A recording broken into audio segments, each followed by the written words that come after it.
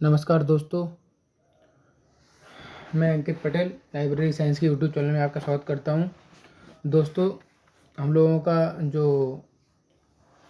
16 जनवरी 2025 को UGC net library science का जो पेपर हुआ था, उसी का मैं सॉल्यूशन आप लोगों को करवा रहा हूं। इसमें हम लोग क्वेश्चन नंबर 100 तक कंप्लीट कर चुके थे। क्वेश्चन नंबर 50 से क्वेश्चन नंबर 100 तक कंप्लीट हो चुका है, 51 से लेकर 100 तक। उसी क्रम में आज हम लोग स्टार्ट करेंगे, उसके आगे बढ़ेंगे। क्वेश्चन नंबर 101 से 115 तक करेंगे। और जो 50 से लेके 100 तक जो क्वेश्चन दिए हुए हैं वो मैंने पिछले 4 वीडियो हैं उसमें दिए हुए हैं। जिन लोगों ने अभी तक वो वीडियो नहीं देखे हैं, चैनल पे जाके वीडियो देखें। और दोस्तों, आप लोगों से एक रिक्वेस्ट है कि वीडियो जो है चौड़ा करके मोबाइल को देखें तो आपको क्लियर दिखेगा। हो सकता है कि लंबा मोबाइल रखने पे आप लोगों को सही नहीं दिखता होगा। चलिए स्टार्ट करते हैं आज का सेशन। तो इसमें फर्स्ट क्वेश्चन नंबर 101 में कह रहा है, क्या कह रहा है देखेंगे।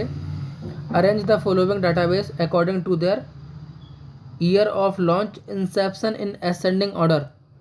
ठीक है, तो इसमें जो कह रहा है कि अरेंज करना है डाटाबेस को। जो डाटाबेस दिए हुए हैं 5 ABCDE, उनको ईयर के अनुसार, मतलब कौन से डाटाबेस का जो उत्थान कौन से ईयर को हुआ था। तो मतलब जो सबसे पहले, उसके बाद फिर लेटेस्ट वाला, उसको सबसे लास्ट में रखना है। चलिए दोस्तों, इसका करेक्ट आंसर जान लेते हैं। क्वेश्चन नंबर 101 का जो करेक्ट आंसर होगा ऑप्शन नंबर 2 होगा। ठीक है, तो सबसे पहले SSRN डाटाबेस हुआ था, उसके बाद NDLTD, ठीक है, उसके बाद DOAJ, ठीक है, उसके बाद हाथी ट्रस्ट जो ए में दिया हुआ है, और सबसे लास्ट में कौन सा होगा, साइंस ओपन। ठीक है, तो क्लियर हो गया होगा। क्वेश्चन नंबर 101 का जो करेक्ट आंसर होगा option number 2 is the correct answer. ठीक है, तो सबसे पहले SSRN, उसके बाद NDLTD, उसके बाद DOAJ, उसके बाद हाथी ट्रस्ट, और उसके बाद सबसे लास्ट में साइंस ओपन डाटाबेस का इंसेप्शन हुआ था, आरंभ या जो भी उत्थान कह सकते हैं। चलिए क्लियर हो गया होगा। क्वेश्चन नंबर 1 और 2 पे चलते हैं। क्वेश्चन नंबर 1 और 2 में कह रहा है, निम्नलिखित राज्यों के पब्लिक लाइब्रेरी अधिनियमों को उनके अधिनियमन के लागू करने के वर्ष से सम्मिलित कीजिए। मतलब सबसे पहले हम लोग क्वेश्चन को समझ लेते हैं। क्वेश्चन में मतलब कह रहा है कि जो राज्य दिए हुए हैं इधर और इधर दिए उनको अधिनियम को लागू करने का वर्ष, तो कौन से राज्य का कौन से वर्ष में अधिनियम, कौन से राज्य में कौन से वर्ष अधिनियम लागू हुआ। तो सबसे पहले इसमें मिलाते हैं कौन सा होगा। अरुणाचल प्रदेश, डी ऑप्शन जो दिया हुआ है, अरुणाचल प्रदेश का कब हुआ था, 2009 में। तो डी का कौन सा हो जाएगा, सेकंड वाला। ठीक, और बिहार में कब हुआ था, 2008। तो सी का कौन सा हो जाएगा, 4। अब बचे हैं ए और बी। ठीक है, ए और बी। ए में क्या दिया हुआ है, मिजोरम दिया हुआ है। तो मिजोरम का कब हुआ था, 1993 में। तो ए का कौन सा हो जाएगा, थर्ड वाला। और बी उड़ीसा का 2002, बी का फर्स्ट। 3-1 और 4-2 देखेंगे कौन सा है इसमें से, 3-1-4-2। तो 3-1-4-2 जो पहले वाले में दिया हुआ है, 3-1-4-2। तो क्वेश्चन नंबर 1 और 2 का जो करेक्ट आंसर हो जाएगा option number first is the correct answer. चलिए, और साथ में आप लोग नोट्स बनाते रहिए। ठीक है, सबसे बढ़िया चीज़ है नोट्स, और उसको बार बार रिवाइज करना। सबसे बड़ा खेल होता है रिवाइज करने का। आता सभी को है, पेपर में सभी को आता है, लेकिन वो क्लिक उस टाइम पे करना चाहिए, और रिवाइज सबसे इम्पोर्टेंट है।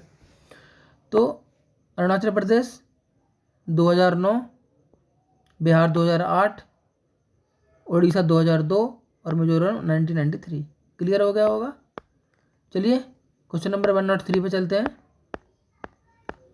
क्वेश्चन नंबर 103 में कह रहा है which of the following is another name of deliberate sampling.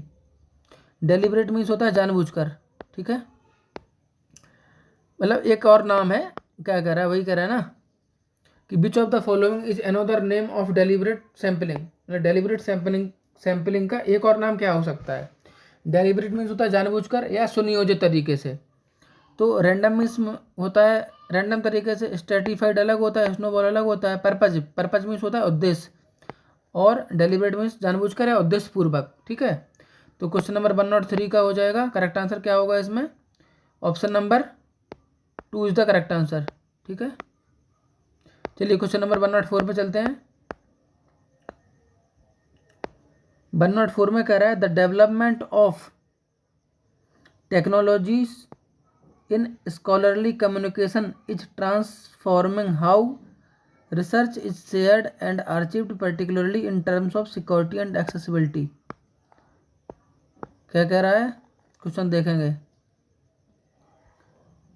कह रहा है कि the development of fill in the blank technologies in scholarly communication is transforming how research is shared and achieved, particularly in terms of security and accessibility। तो इसका जो correct answer होगा, इसका option number 2 is the correct answer. The development of blockchain technology होती है in scholarly communication is transforming how research is shared and achieved, particularly in terms of security and accessibility. तो question number 104 का जो correct answer हो जाएगा, option number 2 is the correct answer. चलिए question number 105 पे चलते हैं। क्वेश्चन नंबर 105 में कह रहा है arrange the following indexing system chronological as per their inception. मतलब क्रोनोलॉजिकल मतलब ईयर बाय ईयर सेटल करना है इनको कि सबसे पहले किसका हुआ फिर किसका हुआ, जो इंडेक्सिंग सिस्टम दिए हुए हैं, इंडेक्सिंग सिस्टम, ठीक है। तो सबसे पहले इसका करेक्ट आंसर जान लेते हैं। ऑप्शन नंबर फर्स्ट इसका करेक्ट आंसर हो जाएगा। कैसे होगा, सबसे पहले साई इन्फो का आविष्कार हुआ, उसके बाद पबमेड, उसके बाद IEEE एक्सप्लोर, उसके बाद DOAJ और उसके बाद गूगल स्कॉलर, ठीक है। तो EACDB क्लियर हो गया होगा। क्वेश्चन नंबर 105 का जो करेक्ट आंसर होगा, option number first is the correct answer. चलिए क्वेश्चन नंबर 106 पे चलते हैं।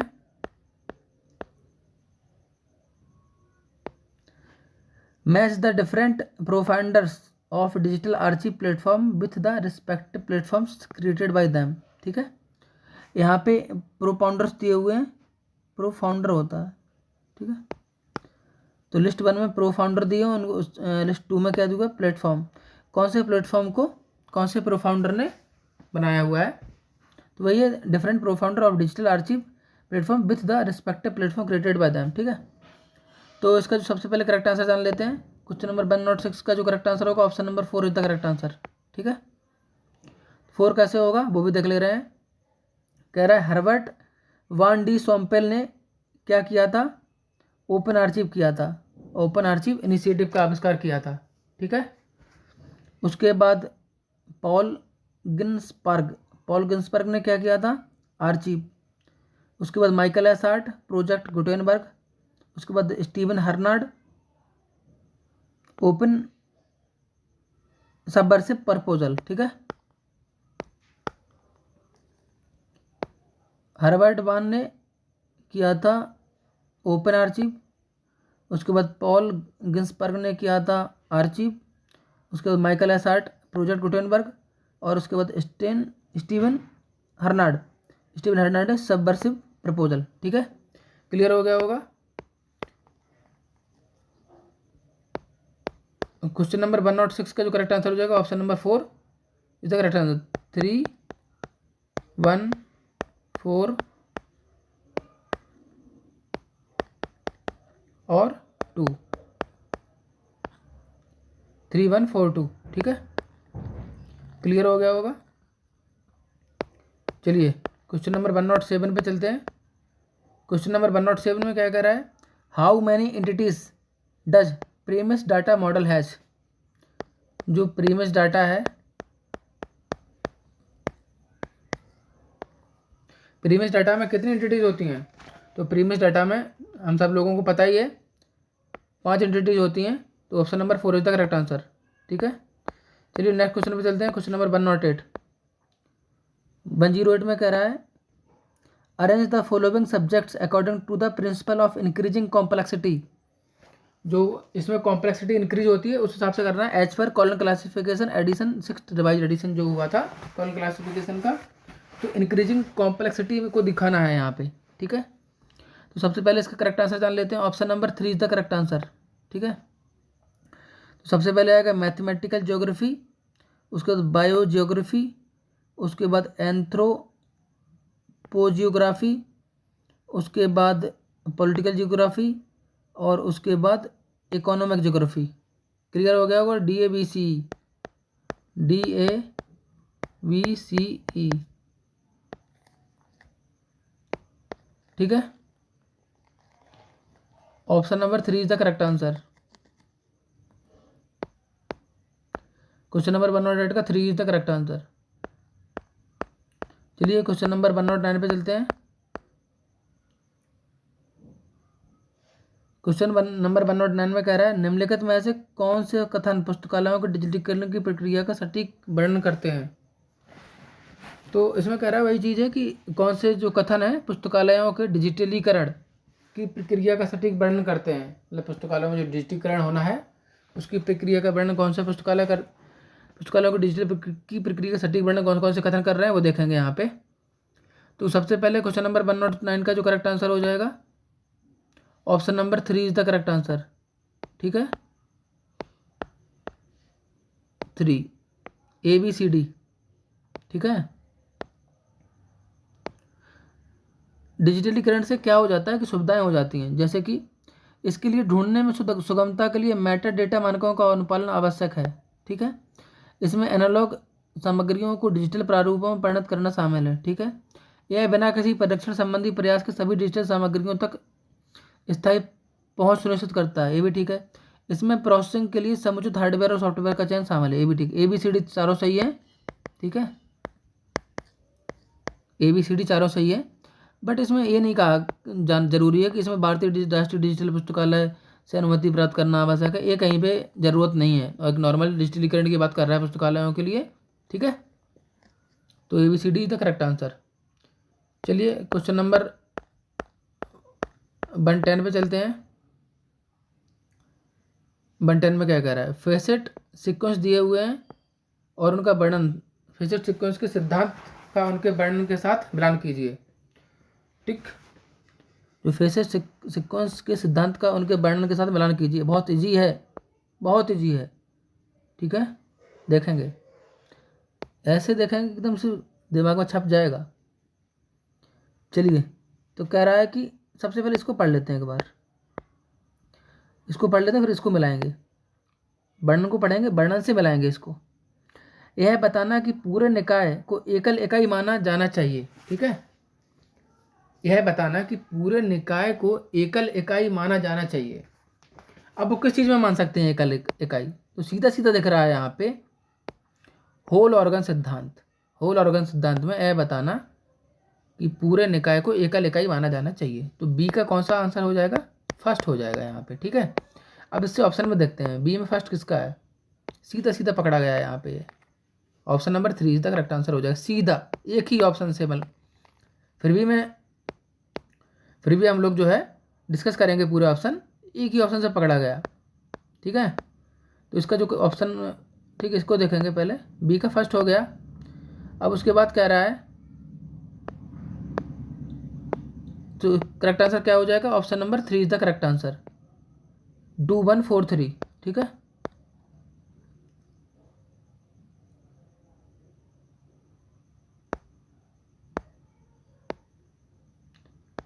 टू 1 4 और 3। तो बाल पिक्चर सिद्धांत में क्या है, बाल पिक्चर सिद्धांत में यह है कि तथ्यों को उनके दृश्यगत निरूपण के आधार पर व्यवस्थित करता है। ठीक है, सीधा सीधा है बाल पिक्चर दृश्यगत, आप ऐसे भी पकड़ सकते हैं, बहुत ईजी है। उसके बाद सेकंड का हो ही गया है, फर्स्ट है। उसके बाद थर्ड पे आते हैं काउकाफ। काउकाफ सिद्धांत में क्या है कि एक्शन और टूल के बीच के संबंध को परिभाषित करना, मतलब जो गाय है और बछड़ा होता है उसका संबंध एक दूसरे से है, ठीक है। तो सी का 4 हो जाएगा। और डी में क्या कह रहा है, डी में कह रहा है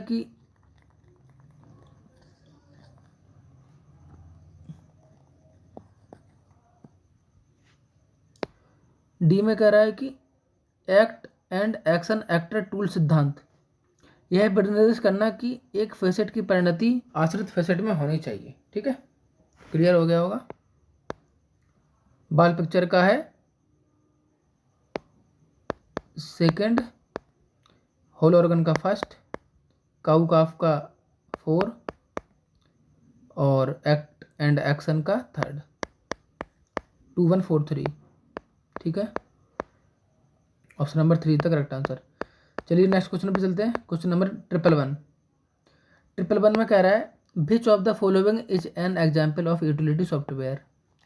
इसमें से चारों में से यूटिलिटी सॉफ्टवेयर का उदाहरण कौन सा है। तो Microsoft power point, disc cleanup tool, adobe Illustrator, Skype. तो ये सीधा सीधा यूटिलिटी सॉफ्टवेयर है डिस्क क्लीनअप टूल। तो इसका 111 का option number 2 is the correct answer. चलिए नेक्स्ट क्वेश्चन पे चलते हैं। क्वेश्चन नंबर 112 पे 112 पे इसमें क्या कह रहा है which of the following platforms provide a mobile application for library patterns to track their book launch. Which of the following platform provide a mobile application for library pattern to track their book launch, ठीक है। Book launch को track करने के लिए mobile application कौन से provider करते हैं। तो इसमें से देख लेंगे। सबसे पहले करेक्ट आंसर जान लेते हैं। ऑप्शन नंबर इसका जो 11112 का है option number 3 BDE, Libby, overdrive और बोरोबॉक्स।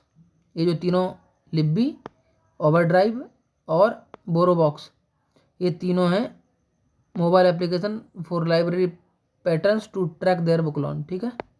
क्लियर हो गया होगा। क्वेश्चन नंबर 113 पे चलते हैं।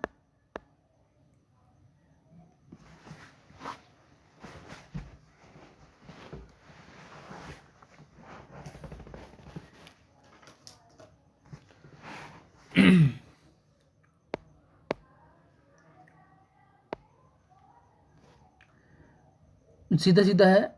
इसमें थ्योरी दिया हुआ है और उसके प्रोपाउंडर दिए हुए हैं, ठीक है।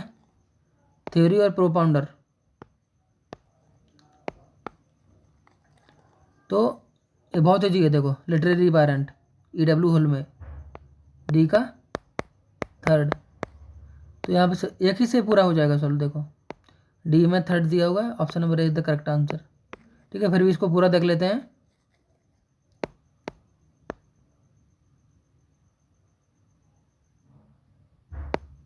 डिस्क्रिप्टिव थ्योरी किसने करी है, Henry Willis. Descriptive theory Henry Willis. उसके बाद one place theory JD brown. उसके बाद criteria of classification EC Richardson, ठीक है। और उसको लिटरेरी वारंट EW होल में 4123 option number first is the correct answer. चलिए क्लियर हो गया होगा। क्वेश्चन नंबर 114 पे चलते हैं। क्वेश्चन नंबर 114 में कह रहा है match the following standard sub division. जो स्टैंडर्ड सब डिवीजन है टेबल 1 में of DDC 19th edition with their notation. इनको जो स्टैंडर्ड सब डिवीजन है DDC की 19 टेबल 1 में दिया हुआ है। DDC की 19th एडिशन में टेबल 1 में दिया हुआ है ऑफ देयर नोटेशन के साथ में मैच करना है। यहाँ पे स्टैंडर्ड सब डिवीजन दिए हुए हैं और यहाँ पे नोटेशन दी हुई है, ठीक है। तो सबसे पहले जान लेते हैं सीरियल पब्लिकेशन। सीरियल पब्लिकेशन का जो होता है वो नोटेशन होता है 5। तो इसका हो जाएगा 2, ए का 2। फिलॉसफी एंड थ्योरी का होता है, क्या होता है, फिलॉसफी एंड थ्योरी का 1 होता है, ठीक है। तो बी का हो जाएगा 3rd। उसके बाद सी पे आते हैं कलेक्शन का क्या होता है, कलेक्शन का होता है 8, तो 4 हो जाएगा। और ऑप्शन नंबर डी में दिया हुआ स्टडी एंड टीचिंग में क्या होता है 2 3 4 और उसके बाद आ जाएगा 1 7 होता है, ठीक है। तो इसका जो करेक्ट आंसर हो जाएगा option number 2 is the correct answer. कैसे, एक बार फिर से देख लेते हैं।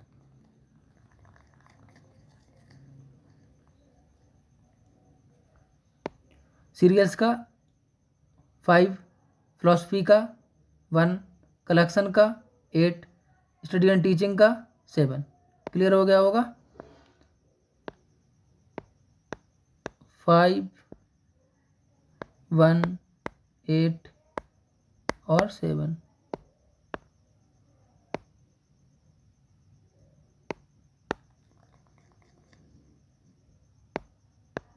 फाइव 1 8 7।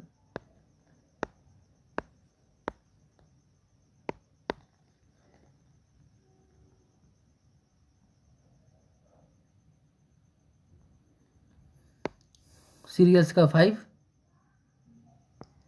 सीरियल का 5, फिलॉसफी का 1, कलेक्शन का 8 और स्टडी एंड टीचिंग का 7। क्लियर हो गया होगा। चलिए क्वेश्चन नंबर 115 पे चलते हैं। कह रहा है प्राकल्पना परीक्षण में पी मान क्या दर्शाता है। ठीक है, प्राकल्पना परीक्षण में पी मान क्या दर्शाता है, तो इसका करेक्ट आंसर जान लेते हैं। Option number 2 is the correct answer. Null प्राकल्पना को सही होते हुए भी अस्वीकार करने की संभावना है।